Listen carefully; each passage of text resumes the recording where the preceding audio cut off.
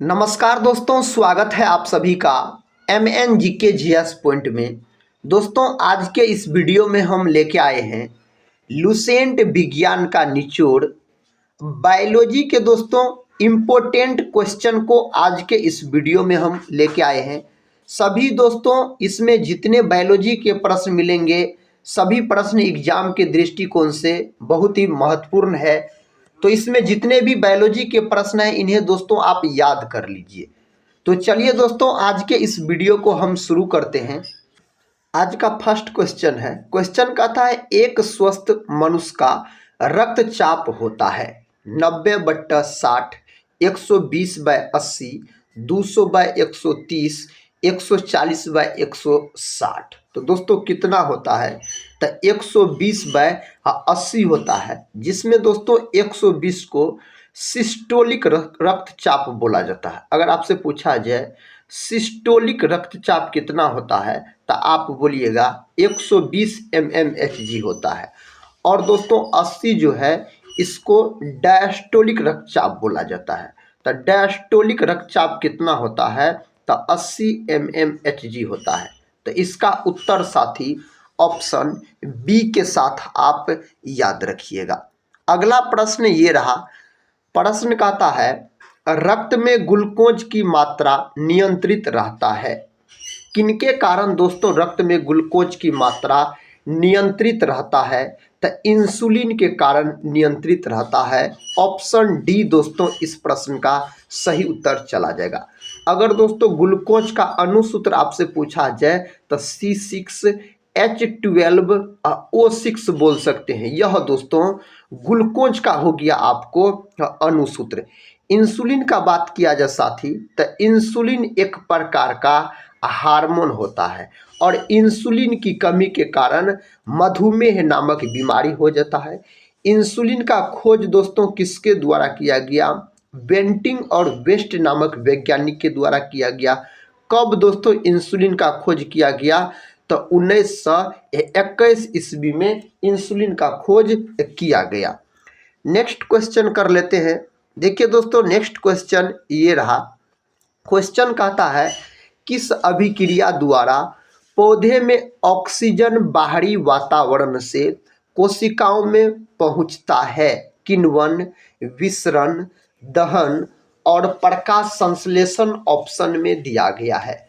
तो साथ ही इसका सही उत्तर विसरण हो जाएगा। ऑप्शन बी याद रखिएगा। प्रकाश संश्लेषण की क्रिया दोस्तों यह हमेशा याद रखिएगा दिन में होती है, प्रकाश संश्लेषण की एक क्रिया। नेक्स्ट क्वेश्चन कर लेते हैं। क्वेश्चन कहता है किस वर्ग के पौधों में बीज बनते हैं परंतु बीज नग्न रूप में पौधे पर लगे रहते हैं?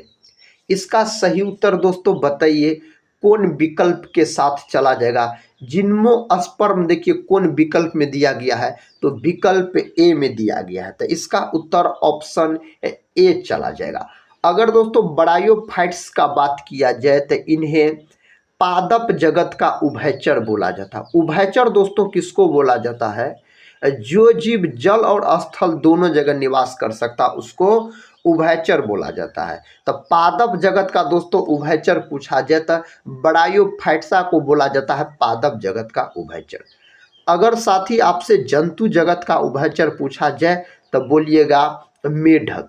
मेढक को दोस्तों जंतु जगत का उभयचर बोला जाता है। इस प्रकार के भी प्रश्न एग्जाम में पूछ लिए जाते हैं। देखिए नेक्स्ट क्वेश्चन करते हैं। क्वेश्चन कहता है निम्नलिखित में से कहता नियत तापी प्राणी कौन सा है? इनमें से दोस्तों नियत तापी प्राणी आपसे पूछा जा रहा है, जो कौन सा है? तो ऑप्शन सी चमगादड़ हो जाएगा दोस्तों इस प्रश्न का सही उत्तर। दोस्तों अगर सांपों वाला देश आपसे पूछा जाए तो आप बोलिएगा ब्राजील। अब ब्राजील को दोस्तों सांपों वाला देश के नाम से जाना जाता है।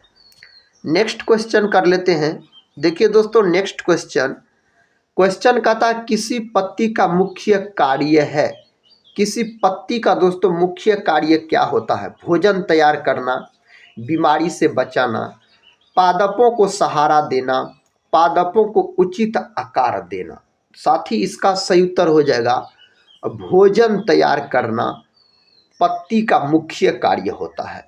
दोस्तों पेड़ पौधा का हरा रंग किसके कारण होता है? तो क्लोरोफिल के कारण। तो आप बोल सकते हैं क्लोरोफिल के कारण ऐसा होता है। दोस्तों पत्ती में जो छोटा छोटा छिद्र होता है उसको क्या बोला जाता है? तो उसको बोला जाता है रंध्र, यानी अस्टोमेटा के नाम से जाना जाता है। नेक्स्ट क्वेश्चन कर लेते हैं। ये रहा नेक्स्ट क्वेश्चन। इसका उत्तर दोस्तों आप लोग बताइए किस ऑप्शन में दिया गया है इसका उत्तर। प्रश्न का था मनुष्य की खोपड़ी में कितनी अस्थियां होती है? दोस्तों मनुष्य की खोपड़ी में कितनी अस्थियां होती है? इसका सही उत्तर 8 हो जाएगा। ऑप्शन ए साथी इस प्रश्न का सही उत्तर दिया गया। दोस्तों इस वीडियो में आपको बायोलॉजी के जो प्रश्न मिलेंगे सभी प्रश्न एग्जाम में बार बार पूछे गए हैं, तो इसको साथी पूरा जरूर देखिएगा। इसी प्रकार के प्रश्न एग्जाम में पूछे जाते हैं। नेक्स्ट क्वेश्चन कर लेते हैं। क्वेश्चन का था खाना बनाने के लिए हरे पौधे निम्न में से किसका प्रयोग करते हैं? खाना बनाने के लिए दोस्तों हरा पौधा इनमें से किसका प्रयोग करता है? कार्बन डाइऑक्साइड, सूर्य का प्रकाश, यहाँ पर दोस्तों प्रकाश होगा, सूर्य का प्रकाश, जल, उपरोक्त सभी। इनमें से दोस्तों सभी का प्रयोग करता है खाना बनाने के लिए हरे पौधे। अगला प्रश्न दोस्तों कर लेते हैं। देखिए अगला प्रश्न कहता है रक्त में लाल रंग निम्न में से किसके कारण होता है? रक्त का जो दोस्तों लाल रंग होता है किसके कारण होता है? तो हीमोग्लोबिन नामक वर्णक के कारण रक्त का रंग लाल होता है। अगर दोस्तों बात किया जाए हीमोग्लोबिन का, तो हीमोग्लोबिन में कौन धातु पाया जाता है? तो लोहा धातु पाया जाता है हीमोग्लोबिन में। लोहा धातु का दोस्तों प्रतीक पूछा जाए तो एफ ही बोलिएगा। इसका परमाणु क्रमांक 26 होता है लोहा धातु का परमाणु क्रमांक। अगर दोस्तों आरबीसी का बात किया जाए तो आरबीसी का जीवन काल कितना होता है? 120 दिन होता है। इन्हें इरिथ्रोसाइट्स के नाम से जाना जाता है। आरबीसी का निर्माण लाल अस्थि मज्जा में होता है। दोस्तों अगर डब्ल्यूबीसी का बात किया जाए तो डब्ल्यूबीसी का अगर आपसे जीवन काल पूछा जाए तो 3 से 4 दिन दोस्तों इसका जीवन काल माना जाता है डब्ल्यूबीसी का। डब्ल्यूबीसी को दोस्तों ल्यूकोसाइट्स के नाम से जाना जाता है। नेक्स्ट क्वेश्चन कर लेते हैं। देखिए दोस्तों क्वेश्चन कहता है अमरबेल का एक उदाहरण है। इनमें से दोस्तों अमरबेल किसका उदाहरण है? तो इनमें से परजीवी हो जाएगा। परजीवी का दोस्तों अमरबेल क्या है? तो उदाहरण है। ऑप्शन बी के साथ इस प्रश्न का उत्तर लॉक हो जाएगा। अगला प्रश्न कहता है एंटीजन एक ऐसा पदार्थ है जो शरीर के तापमान को कम करता है, कहता हानिकारक जीवाणुओं को नष्ट करता है, प्रतिरक्षी के निर्माण को बढ़ावा देता है, विष से बचाव के लिए प्रयोग किया जाता है। दोस्तों इसका उत्तर हो जाएगा आपको ऑप्शन सी। एंटीजन क्या करता है? प्रतिरक्षी के निर्माण को बढ़ावा देता है। तो ऑप्शन सी के साथ साथ ही इस प्रश्न का उत्तर चला जाएगा। अगला प्रश्न देखिए। प्रश्न कहता है हरे पौधे होते हैं। दोस्तों हरे पौधे होते हैं, इसका उत्तर बताइए। तो स्वपोषक होते हैं हरे पौधे। देखिए दोस्तों अगला प्रश्न कहता है घटपर्णी के निम्नलिखित भागों में कौन सा एक घट में रूपांतरित होता है? स्तंभ, पत्ता, अनुपर्ण, कहता पर्णवृंत। अनुपर्ण दोस्तों इसका उत्तर हो जाएगा। ऑप्शन सी के साथ ही इस प्रश्न का सही जवाब चला जाएगा। अगला प्रश्न कर लेते हैं। देखिए दोस्तों अगला प्रश्न कहता है अमीबा की निम्न में से किसकी मदद से भोजन ग्रहण करता है? इनमें से दोस्तों किसकी मदद से अमीबा भोजन ग्रहण करता है? अमीबा दोस्तों एक कोशिकीय प्राणी होता है। अमीबा कैसा प्राणी होता है? तो अमीबा दोस्तों एक कोशिकीय प्राणी होता है। तो इसका उत्तर बताइए। तो पादाब हो जाएगा। ऑप्शन दोस्तों सी के साथ इस प्रश्न का सही उत्तर हो जाएगा पादाब। अगला प्रश्न कर लेते हैं। देखिए अगला प्रश्न कहता है निम्नलिखित में से कौन सा तत्व पौधे के विकास के लिए आवश्यक नहीं है। इनमें से दोस्तों कौन तत्व है जो पौधे के विकास के लिए आवश्यक नहीं है। Sodium, potassium, calcium, magnesium. बताइए दोस्तों इसका सही उत्तर। पहले दोस्तों हम समझ लेते हैं सोडियम का प्रतीक। सोडियम का प्रतीक होता है Na, याद रखिएगा। और परमाणु क्रमांक का बात किया जाए तो 11 होता है इसका परमाणु क्रमांक। पोटासियम का बात किया जाए तो इनका साथी प्रतीक होता है K और परमाणु क्रमांक 19 होता है इसका। कैल्शियम का बात किया जाए तो Ca होता है इसका प्रतीक और परमाणु क्रमांक इसका 20 होता है। दोस्तों मैग्नीशियम का बात किया जाए तो इसका प्रतीक होता है Mg और परमाणु क्रमांक होता है 12। इसका दोस्तों उत्तर बताइए तो सोडियम हो जाएगा। ऑप्शन हो जाएगा ए। सोडियम धातु को केरोसिन तेल में भी डुबाकर रखा जाता है। सोडियम, पोटासियम, लिथियम ये तीनों धातु दोस्तों मुलायम होती है। ये तीनों धातु को चाकू से भी काटा जा सकता है। सबसे अधिक क्रियाशील धातु अगर आपसे पूछा जाए तो आप पोटेशियम बोल सकते हैं, सबसे अधिक क्रियाशील धातु माना जाता है। दोस्तों याद रखिएगा क्लोरोफिल में कौन धातु पाया जाता है तो मैग्नीशियम धातु पाया जाता है क्लोरोफिल का अगर बात किया जाए तो। अगला प्रश्न कर लेते हैं। प्रश्न कहता कॉर्क निम्नलिखित में से किस पेड़ से प्राप्त होता है। कॉर्क दोस्तों निम्नलिखित में से किस पेड़ से प्राप्त होता है तो क्वेकस पेड़ से प्राप्त होता है अगर कॉर्क का बात किया जाए तो। नेक्स्ट क्वेश्चन कर लेते हैं। देखिए दोस्तों नेक्स्ट क्वेश्चन कहता है डेलबर्जिया जाति निम्नलिखित में से किस एक से संबंधित है। डेलबर्जिया जाति निम्नलिखित में से किस एक से संबंधित है। काजू, कॉफी, चाय, शीशम दिया गया है। दोस्तों इसका उत्तर ऑप्शन डी के साथ चला जाएगा। शीशम से यह संबंधित है। कॉफी उत्पादन करने वाला विश्व में पहला देश अगर आपसे पूछा जाए तब बोलिएगा ब्राजील हो जाएगा। दोस्तों क्या हो जाएगा तब ब्राजील हो जाएगा। चाय में साथी कौन अम्ल पाया जाता है तो टैनिक अम्ल पाया जाता है। चाय के अंदर अगर आपसे पूछा जाए कौन अम्ल पाया जाता है तो आप बोलिएगा टैनिक अम्ल पाया जाता है। नेक्स्ट क्वेश्चन कर लेते हैं। क्वेश्चन कहता है मनुष्य में कहता एफ्लाटॉक्सिन खाद्य विषाक्तन द्वारा सामान्यतः कौन सा अंग प्रभावित होता है। उस अंग का दोस्तों आपसे नाम पूछा जा रहा है। हृदय, फेफड़ा, वृक्क और यकृत दिया गया है। इसका उत्तर ऑप्शन डी के साथ चला जाएगा। यकृत हो जाएगा जिनको दोस्तों लीवर बोला जाता है और इन्हीं को साथी जिगर भी बोला जाता है। यकृत को लीवर या जिगर भी कहते हैं। यकृत का वजन अगर आपसे पूछा जाए साथी तो 1.5 kg बोलिएगा यकृत का वजन होता है। यकृत मानव शरीर की सबसे बड़ी ग्रंथि होती है और इसका अध्ययन क्या कहलाता है तो हेपेटोलॉजी। हेपेटोलॉजी दोस्तों इसका अध्ययन कहलाता है। किसका तो यकृत का अध्ययन कहलाता है। देखिए अगला प्रश्न कहता है जापानी एन्सेफेलाइटिस का कारक होता है।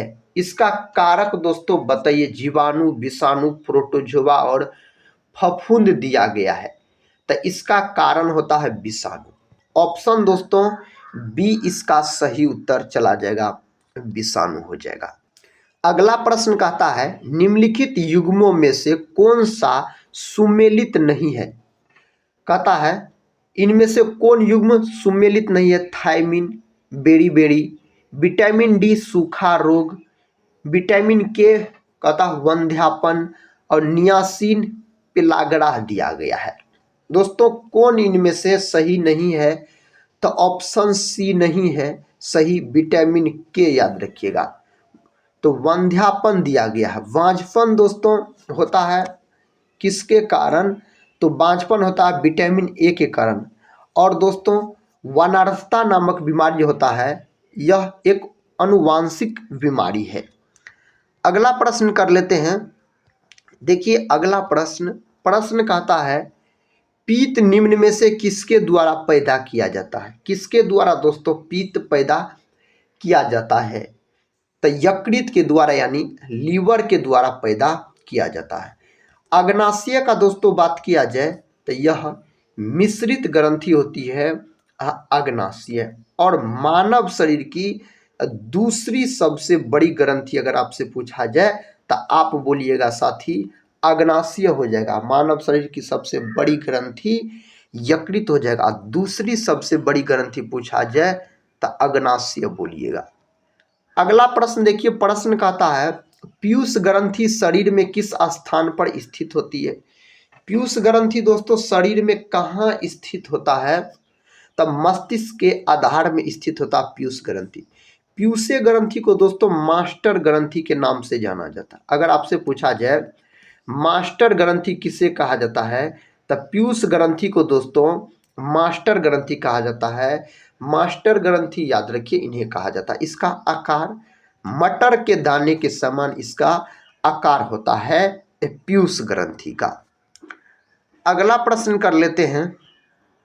प्रश्न कहता पीत आसव में संग्रहित होता है। दोस्तों इसका सही उत्तर बताइए क्या होगा? इसका सही उत्तर पित्ताशय हो जाएगा। ऑप्शन दोस्तों सी के साथ इस प्रश्न का उत्तर चला जाएगा। नेक्स्ट क्वेश्चन कर लेते हैं।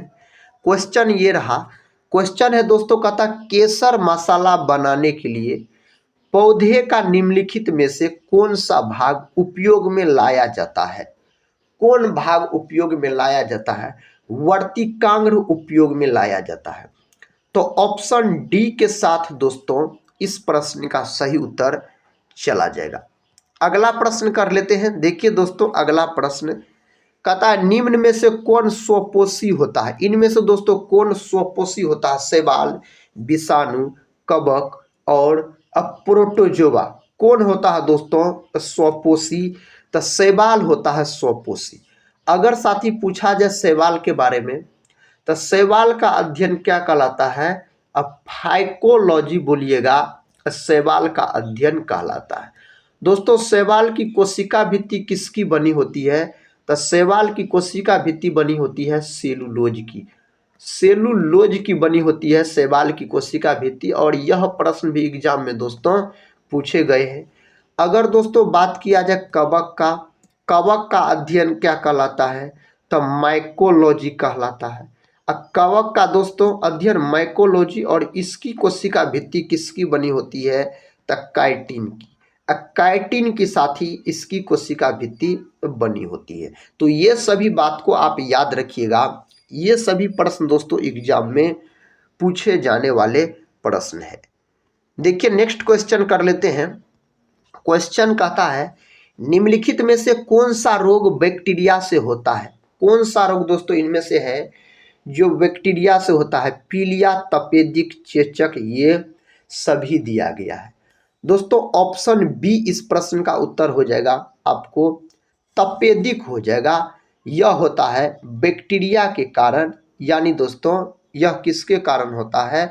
यह होता है जीवाणु के कारण तपेदिक होता है। इन्हीं को टीवी नाम से भी जाना जाता है। तो ऑप्शन दोस्तों बी इस प्रश्न का सही उत्तर चला जाएगा। अगला प्रश्न कर लेते हैं।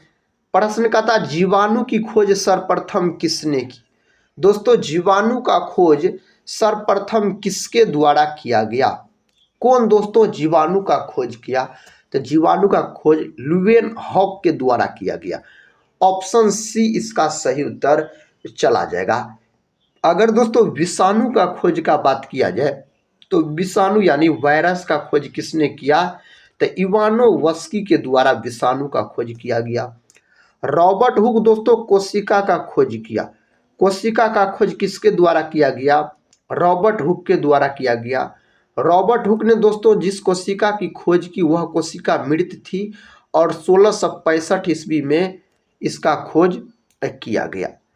नेक्स्ट क्वेश्चन की ओर बढ़ते हैं। नेक्स्ट क्वेश्चन कहता साबूदाना किससे बनाया जाता है? साबूदाना दोस्तों किससे बनाया जाता है? तो साइकस से बनाया जाता है, साबूदाना का अगर बात किया जाए तो। देखिए अगला प्रश्न का था पीडोलॉजी में किसका अध्ययन किया जाता है। दोस्तों पीडोलॉजी के अंतर्गत किसका अध्ययन किया जाता है, तो भूमि का अध्ययन किया जाता है पीडोलॉजी के अंतर्गत। फलों का अध्ययन दोस्तों पोमोलॉजी के अंतर्गत फलों का अध्ययन किया जाता है। तो इस बात को भी आप याद रख सकते हैं। अगला प्रश्न कर लेते हैं। देखिए प्रश्न कहता है डेंड्रोलॉजी का संबंध है। डेंड्रोलॉजी का संबंध दोस्तों किसके साथ है, तो इसका संबंध है पौधों के अध्ययन से संबंध है, अगर डेंड्रोलॉजी के बारे में आपसे पूछा जाए तो।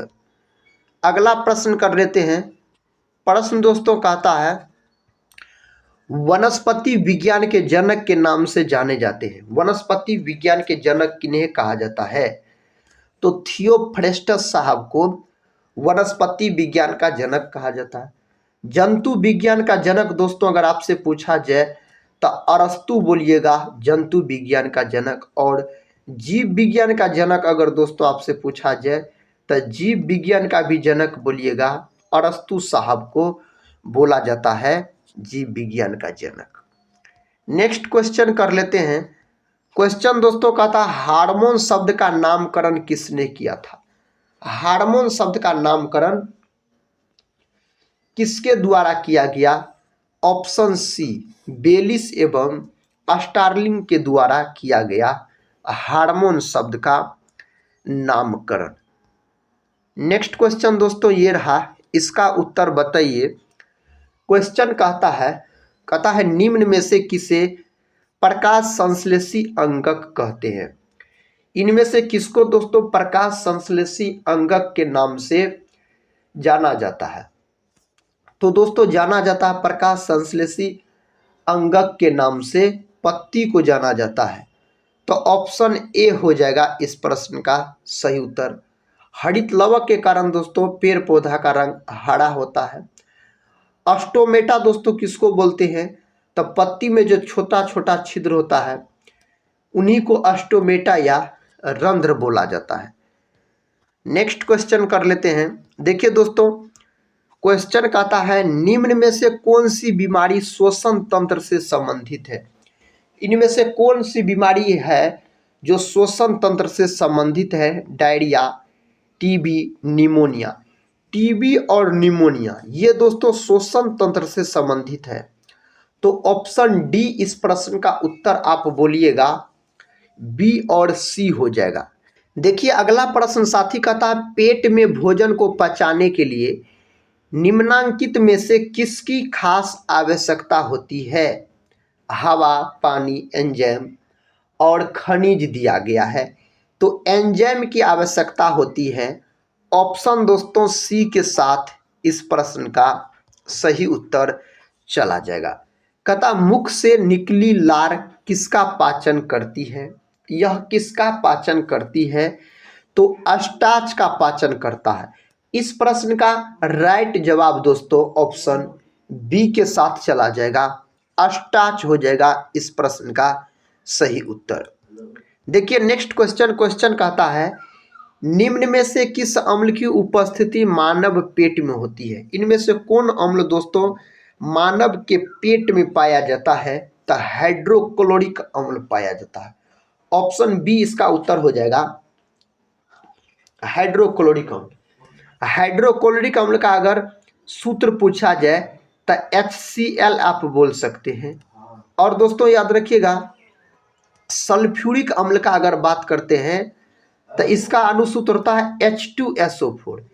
H2SO4 दोस्तों इसका अनुसूत्र होता है किसका, तो सल्फ्यूरिक अम्ल का।